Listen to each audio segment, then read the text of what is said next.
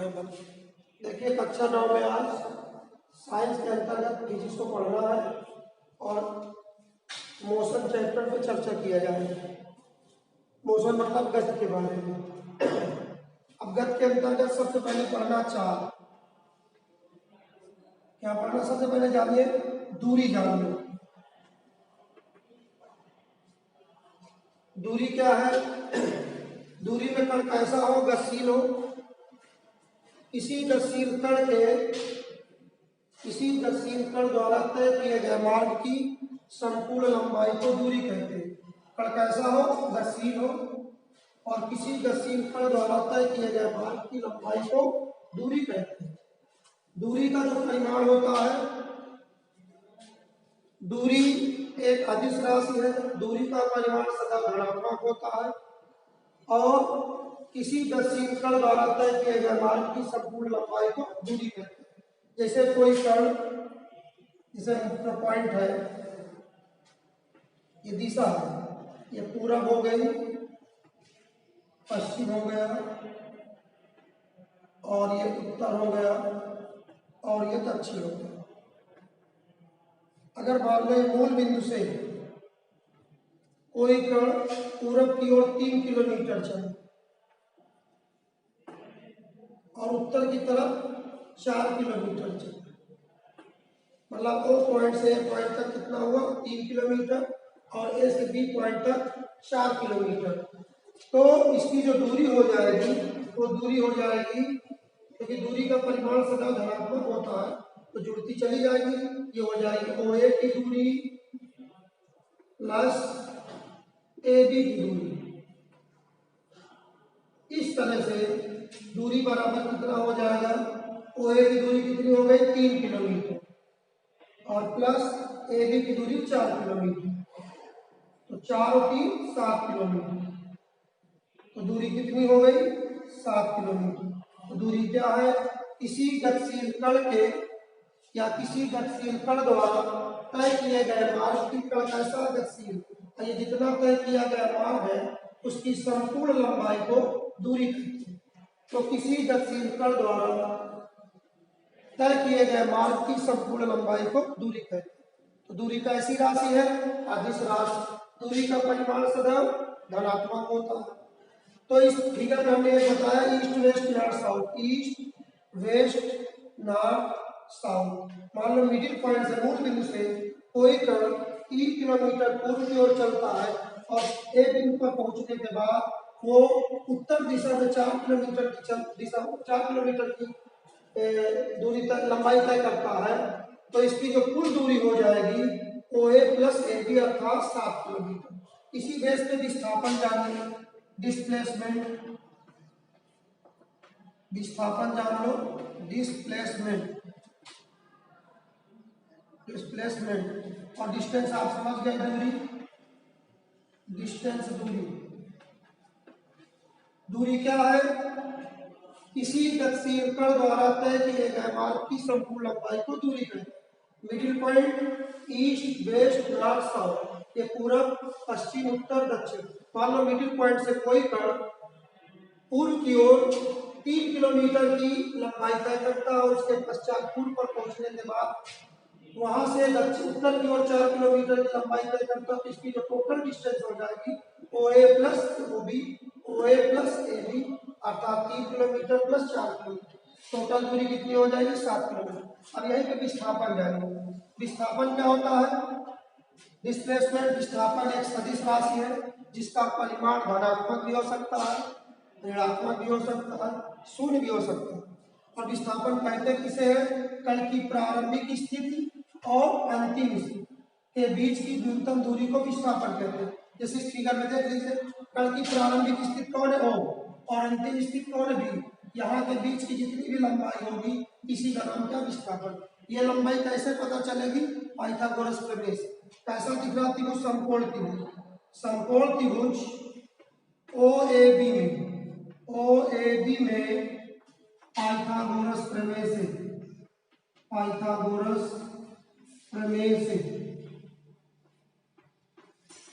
तो पाइथागोरस प्रमेय से जानेंगे क्या है? कर्ण स्क्वायर कर्ण पर बना वर्ग शेष दो भुजाओं पर बने वर्गों के योग के बराबर। कर्ण स्क्वायर बराबर आधार स्क्वायर प्लस लंब स्क्वायर। इस फिगर में हमको कर्ण क्या पता चल रहा, ओबी स्क्वायर और आधार की वैल्यू 3 किलोमीटर अर्थात 3 का वर्ग और लंब ये है 4 किलोमीटर मतलब 4 का। तो ओबी स्क्वायर बराबर 3 का वर्ग 9 और 4 का वर्ग 16। ओबी स्क्वायर बराबर 16 9 25। ओबी स्क्वायर बराबर 25 बनेगा 5 का वर्ग से वर्ग कट गया। तो ओबी बराबर कितने किलोमीटर आ गया, 5 किलोमीटर। तो कण की प्रारंभिक स्थिति कौन की हो और जो कण अंतिम स्थिति कहाँ पे पहुंचा, बी पॉइंट पे। तो प्रारंभिक स्थिति और अंतिम स्थिति के बीच की जो न्यूनतम दूरी निकल कर आई है कितनी आई है, 5 किलोमीटर। तो डिस्प्लेसमेंट की डिफिनेशन क्या बनेगी, कण की प्रारंभिक स्थिति और अंतिम स्थिति के बीच की न्यूनतम दूरी को विस्थापन कहते हैं। विस्थापन एक सदिश राशि है और विस्थापन का परिमाण धनात्मक भी हो सकता है, ऋणात्मक भी हो सकता है और शून्य भी हो सकता है। दूरी कैसी राशि है, अदिश राशि। दूरी का परिमाण सदैव धनात्मक होता है। दूरी किसी गतिशील कण द्वारा तय किए गए मार्ग की संपूर्ण लंबाई को दूरी कहते हैं। जैसे कण O से A की ओर गया, फिर A से B की ओर गया, इसकी जो संपूर्ण लंबाई हो गई उसी का नाम क्या हो गया, दूरी। तो संपूर्ण लंबाई कितनी हो गई, 4 किलोमीटर और 3 किलोमीटर 7 किलोमीटर। अब प्रारंभिक स्थिति और अंतिम स्थिति के बीच की जितनी लंबाई निकल के आई है, कितनी निकल के आई, 5 किलोमीटर, वो क्या हो गया, विस्थापन हो गया। तो विस्थापन कैसी राशि है, सदिश राशि। दूरी कैसी राशि, अदिश। दोनों में कभी कभी डिफरेंस पूछता है, दूरी और विस्थापन में क्या अंतर है, दूरी और एक तरफ विस्थापन। तो दूरी और विस्थापन में क्या अंतर बताया गया, difference between distance and displacement. दूरी और विस्थापन में क्या अंतर है, सबसे पहला अंतर तो आपको बताया गया, दूरी अदिश राशि है और विस्थापन सदिश। अदिश का मतलब अमान्य नहीं, दिश माने दिशा, इसमें दिशा नहीं होती लेकिन परिमाण होता है। विस्थापन मतलब सदिश राशि है, इसमें दिशा भी होता है और परिमाण भी होता है। तो विस्थापन सदिश राशि है और दूरी अदिश। दूरी का परिमाण सदैव धनात्मक होता है और विस्थापन का परिमाण धनात्मक ऋणात्मक शून्य हो सकता है। और किसी गतिशील कण द्वारा तय किए गए मार्ग की संपूर्ण लंबाई को दूरी कहते हैं और कण की प्रारंभिक स्थिति और अंतिम स्थिति के बीच की न्यूनतम दूरी को विस्थापन। इस तरह से दूरी और विस्थापन में अंतर आपको बताया गया। दूरी कैसी राशि है, अदिश राशि। विस्थापन कैसी राशि है, सदिश राशि। दूरी का परिमाण सदैव धनात्मक होता है और विस्थापन का परिमाण धनात्मक भी हो सकता है, ऋणात्मक भी हो सकता है और शून्य भी हो सकता है। दूरी किसी गतिशील कण द्वारा तय किए गए मार्ग की संपूर्ण लंबाई को दूरी कहते हैं और कण की प्रारंभिक स्थिति और अंतिम स्थिति के बीच की दूरी को विस्थापन कहते हैं। यहाँ से क्लियर हो गया दूरी और विस्थापन क्या है, किसी गतिशील कण द्वारा तय किए गए मार्ग की संपूर्ण लंबाई को दूरी कहते हैं। दूरी कैसी राशि है, अदिश राशि और दूरी का परिमाण सदैव धनात्मक होता है और विस्थापन कैसी राशि है, सदिश राशि। कण की प्रारंभिक स्थिति और अंतिम स्थिति के बीच की न्यूनतम दूरी को विस्थापन। अब अगली चीज जानेंगे स्पीड, चाल। चाल क्या है, अब चाल के लिए समय निर्धारित हो गया कि हम इतने समय में इतनी दूरी तय करेंगे, तो समय इसमें निश्चित कर दिया गया, एकांक समय।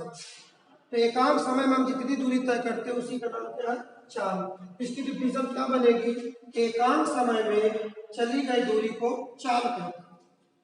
एकांक समय में चली गई दूरी को चाल कहते हैं। चाल बराबर दूरी बटे समय, चाल बराबर दूरी बटे समय।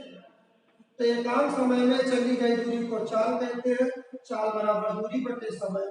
और दूरी का मात्रा क्या होता है एमकेएस पद्धति में, मीटर, और समय का मात्रा सेकंड। ये तो एमकेएस पद्धति में, इस पद्धति में एमकेएस सिस्टम। एमकेएस सिस्टम का पूरा नाम आपने पढ़ा होगा पिछले वीडियो में। एमकेएस का मतलब मीटर किलोग्राम सेकंड। एमकेएस पद्धति में लंबाई को मीटर में नापते हैं और द्रव्यमान को किलोग्राम और समय को सेकंड। तो यहाँ पे जो दूरी है उसको काय में नापेंगे, मीटर में, और समय को सेकंड में। तो एकांक समय में चली गई दूरी को चाल कहते हैं। चाल बराबर दूरी बटे समय, दूरी बटे समय का चाल का एमकेएस पद्धति में जो मात्रक होगा मीटर में सेकंड और सीजीएस सिस्टम में जो मात्रक होगा सीजीएस पद्धति में यहाँ पे बदल जाता है मीटर की स्थान पर सेंटीमीटर प्रति सेकंड। तो कुल मिलाकर दो सिस्टम में आपकी यूनिट इसकी बताई गई। सीजीएस पद्धति में चाल का मात्रक सेंटीमीटर पर सेकंड और एमकेएस पद्धति में मीटर पर सेकंड। दूसरी चीज जान लीजिए वेग, वेलोसिटी, वेलोसिटी, ठीक है। वेलोसिटी क्या है इसके बारे में जाने, इसी तरह से मैं बस ये फर्क हो जाएगा। इसमें था एकांक समय में हमने कितनी दूरी तय किया वो 4 हो गई, यहाँ पे थोड़ा चेंज हो जाएगा। एकांक समय में हमने कितना विस्थापन प्राप्त किया वो वेलोसिटी हो जाएगी। यहाँ पे वेग बराबर हो जाएगा विस्थापन बटे समय, वेग बराबर विस्थापन बटे समय। एकांक समय में बटे तो बोलेंगे एकांक समय में हुए विस्थापन को वेग, एकांक समय में हुए विस्थापन को वेग करें। इसी प्रकार इसका भी मात्रक हो जाएगा मीटर प्रति सेकंड एमकेएस पद्धति में और सेंटीमीटर प्रति सेकंड सीजीएस पद्धति, क्योंकि विस्थापन कहाँ में नापेंगे मीटर में। ये एमकेएस सिस्टम है और ये सीजीएस सिस्टम है। और इसके जस्ट तीसरी चीज है, दो चीज आपको समझ में आई। चाल, एकांक समय में चली गई दूरी को चाल, चाल बराबर दूरी, एकांक समय में हुए विस्थापन को वेग करें। अब इसको बताया जाए। तीसरी चीज जानिए त्वरण। अब इसके बाद पूरी फिर समरी सुनाएंगे। एक्सेलरेशन, एक्सेलरेशन, एक्सेलरेशन के बारे में जानिए। त्वरण क्या है? त्वरण, अब वेग का जो परिवर्तन होगा, मान लो कोई कण प्रारंभ में 5 मीटर पर सेकंड की स्पीड से चला, 10 सेकंड के बाद वो हो गई स्पीड 20 मीटर पर सेकंड, तो वेगों में क्या हुआ? परिवर्तन हुआ। किसके अनुसार हुआ? समय के अनुसार। तो उसी का नाम क्या होगा? त्वरण। त्वरण बराबर वेग परिवर्तन बटे समय, त्वरण बराबर वेग परिवर्तन बटे समय, बटे को बोलते हैं दर। वेग परिवर्तन की समय दर को त्वरण कहते हैं, एक्सीलरेशन। अब त्वरण कितने प्रकार का होता है? 3 प्रकार का। एक होता है एक समान त्वरण, समान त्वरण, दूसरा होता है असमान त्वरण और तीसरा होता है धनात्मक, ऋणात्मक, शून्य त्वरण। तो काइंड्स ऑफ एक्सीलरेशन, त्वरण कितने प्रकार का होता है? 3। एक होता है समान त्वरण, दूसरा असमान त्वरण और तीसरे में 3 पॉइंट बचते हैं, धनात्मक, ऋणात्मक और शून्य त्वरण। तो समान त्वरण क्या है? अगर आप गाड़ी चलाते हैं, खाली रोड मिलती है तो वहाँ पे स्पीड में चलते हैं, तो वहाँ पे एक्सीलरेशन क्या होता है? समान होता है। तो वहाँ पे क्या होगा? खाली स्थानों पे गाड़ी चलाना किस प्रकार का त्वरण दर्शाता है? समान त्वरण। अब भीड़ भाड़ वाले स्थानों में जब गाड़ी चलाते हैं तो एक्सीलरेटर कम ज्यादा करते रहते हैं, तो क्या हो गया? असमान त्वरण। भीड़ भाड़ वाले स्थानों में गाड़ी चलाते हैं तो कैसा एक्सीलरेशन बताता है? असमान त्वरण। अब धनात्मक त्वरण की चर्चा किया जाए कि धनात्मक त्वरण क्या होगा, क्योंकि धनात्मक त्वरण कब होगा? ध्यान दें, यदि किसी कण का प्रारंभिक वेग शुरू में 5 मीटर पर सेकंड और मान लो 2 सेकंड के पश्चात अब वो अंतिम वेग हो गए 15 मीटर पर सेकंड, अंतिम वेग 15 मीटर पर सेकंड हो गया, तो बताइए त्वरण कैसा होगा? क्योंकि प्रारंभ में वेग 5 था, अंतिम हो गया 15, कितने सेकंड के पश्चात? 2 सेकंड के पश्चात। तो यहाँ देखिए त्वरण कैसे निकलेगा। इस चैप्टर में आप गति के 3 समीकरण पढ़ेंगे। गति का एक पहला समीकरण होता है v बराबर u प्लस a t। गति के 3 समीकरण पढ़ोगे, गति के समीकरण पढ़ेंगे।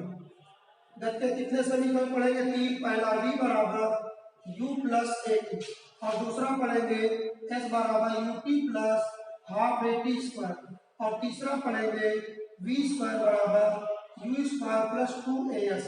ये 3 समीकरण गति के होंगे, पहला, दूसरा और तीसरा। यहाँ पे v कौन वेग है?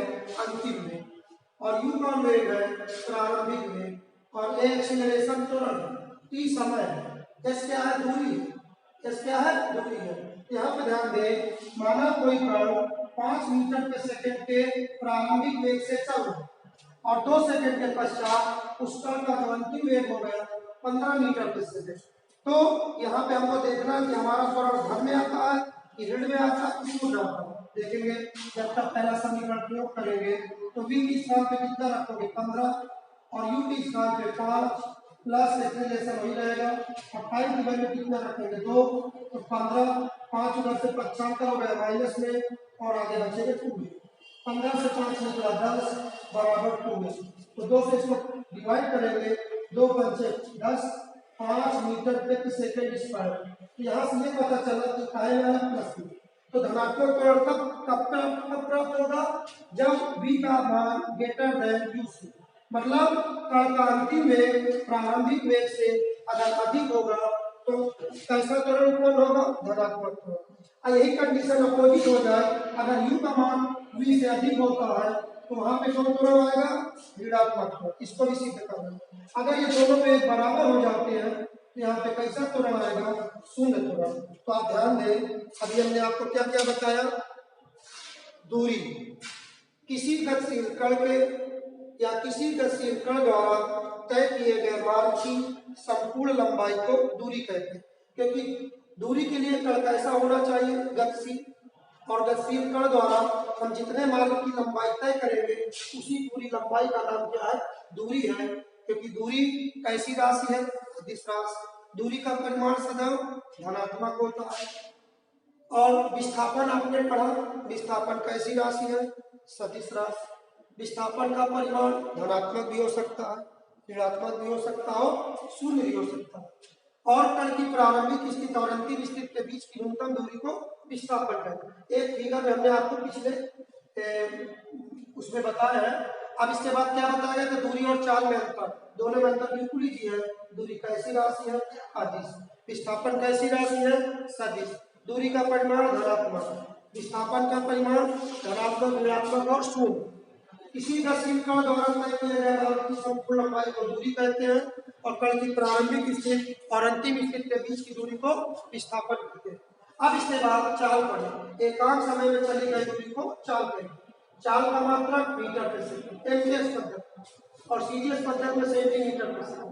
वेग एकांक समय में हुए विस्थापन को वेग कहते हैं। वेग बराबर विस्थापन बटे समय मात्रक मीटर प्रति सेकंड एमसीएस पद्धति में और सीजीएस पद्धति में सेंटीमीटर प्रति सेकंड। त्वरण पढ़े एक्सीलरेशन वेग परिवर्तन की समय दर को त्वरण कहते हैं।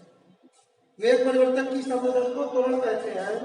त्वरण का जो मात्रक निकलेगा क्योंकि वेग का मात्रक निकाल चुके मीटर प्रति सेकंड अब बटे नीचे समय का मात्रक सेकंड तो मीटर प्रति सेकंड स्क्वायर और सीजीएस पे देखें तो मीटर हो जाएगा सेंटीमीटर प्रति second square. Kinds of acceleration त्वरण कितने प्रकार का बताया गया तीन समान त्वरण असमान त्वरण धनात्मक ऋणात्मक और शून्य त्वरण।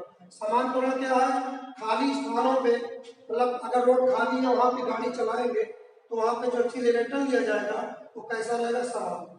तो समान त्वरण क्या होगा खाली स्थानों पे गाड़ी को चलाना। किस त्वरण को दर्शाता है समान। भीड़ भाड़ वाले स्थानों पे जब गाड़ी चलाते तो कभी स्पीड कम कभी ज्यादा तो कैसा त्वरण दर्शाएगा असमान त्वरण। और धनात्मक पॉजिटिव एक्सीलरेशन क्या है माना किसी कण का प्रारंभिक वेग 5 मीटर प्रति सेकंड है और 2 सेकंड के पश्चात उस कण का अंतिम वेग 15 मीटर प्रति सेकंड हो गया तो बताइए यहाँ पे कैसा त्वरण उत्पन्न होगा क्योंकि हमने गति के 3 समीकरण बताए। पहला समीकरण v बराबर u प्लस 80 और दूसरा s बराबर ut प्लस हाफ 80 स्क्वायर और तीसरा v स्क्वायर बराबर u स्क्वायर प्लस 2s। यहाँ पे v क्या है लास्ट वेलोसिटी कण का अंतिम वेग और u फर्स्ट वेलोसिटी कण का प्रारंभिक वेग और a क्या है त्वरण t क्या है टाइम s डिस्टेंस दूरी है। तो यहाँ से ध्यान दें यहाँ पर हमने गति का प्रथम समीकरण प्रयोग किया v बराबर u प्लस 80। v क्या है अंतिम वेग कितना 15 प्रारंभिक कितना 5 और एक तो नहीं पता p का मान कितना रखेंगे 2 15 5 इधर से 75 हो ये हो गया 2a 15 से 5 निकला 10 बराबर 2a 2 पंचे 10 a का मान कितना आया प्लस 5। इससे ये स्पष्ट हुआ कि कैसा त्वरण है धनात्मक। लेकिन ये कब होगा जब यहाँ पे कण की अंतिम चाल प्रारंभिक चाल से क्या होगी अधिक होगी अर्थात v ग्रेटर देन u। अगर v का मान u से अधिक है तभी वो कैसा त्वरण दर्शाएगा धनात्मक त्वरण। अब ऋणात्मक त्वरण कब होगा जब ये तेज होगा प्रारंभिक चाल 15 हो जाए और अंतिम चार 5 हो जाएगा। देखिए जब ये 5 हो जाएगा, ये 15 हो जाएगा, तो 5 से 15 घटेगा -10 हो जाएगा, और आगे 2 है तो 2 पंचे 10 माइनस में 5 आएगा। तो यहाँ पे कैसा त्वरण दर्शाएगा? ऋणात्मक त्वरण। कब? जब फर्स्ट वेलोसिटी का मान लास्ट वेलोसिटी से क्या हो जाएगा? ज्यादा हो जाएगा। अगर ये दोनों बराबर हो गए, मान लीजिए ये भी 5 है और अंतिम चार भी 5 है, तो रख दीजिए 5 या जो 15 रखा गया 5 बराबर 5 2 है, तो 5 से जब 5 आगे घट जाएगा तो 0 बराबर 2 है, a बराबर 0/2। इससे स्पष्ट हुआ कि कैसा त्वरण होगा? शून्य त्वरण। इस तरह से साइंस ऑफ एक्सीलरेशन के बारे में बताया गया त्वरण 3 प्रकार।